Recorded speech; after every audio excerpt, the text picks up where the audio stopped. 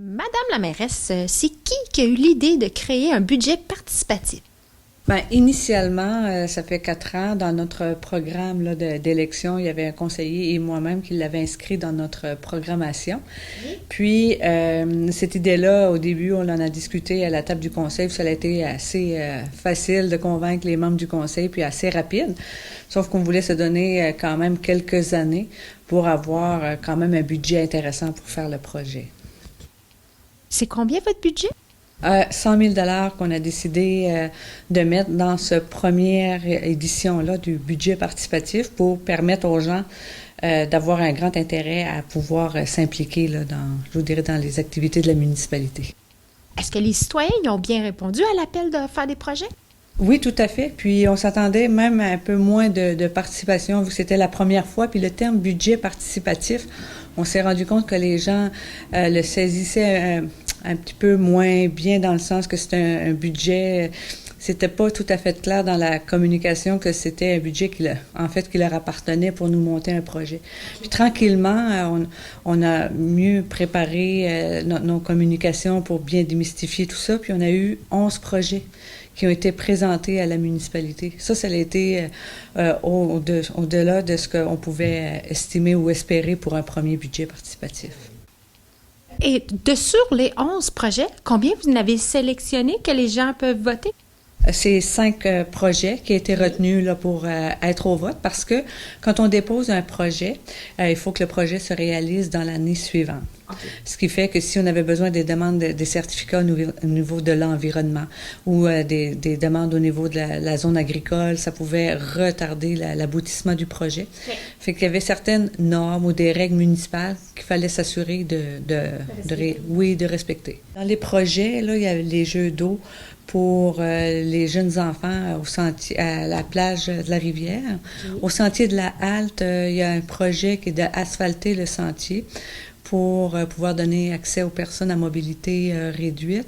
Il y a aussi des stations d'exercice pour permettre aux gens de pouvoir faire des exercices. Il y a aussi, c'est pas tout à fait un pump track, là, mais c'est vraiment un jeu sur des buttes de terre pour que les jeunes puissent accéder. Puis pour l'autre projet, là, c'est vraiment un skatepark, là. Puis à notre grande surprise, ce sont tous des projets qui sont vraiment au niveau de l'activité, de la santé, du bien-être. Fait que c'est quand même un bon message qu'on reçoit aussi de la population, des intérêts pour des projets qu'on voudrait mettre en place. Les citoyens, comment ils font pour voter? On a un lien sur le site, sur la page de la municipalité, où c'est budgetparticipatifcaplan.com. Puis les gens vont voter. Ils font le choix de 3 projets qui vont être numérotés premier, deuxième, troisième. Puis un certain pointage. Puis lui qui va recevoir le plus haut pointage, il va être nommé le gagnant.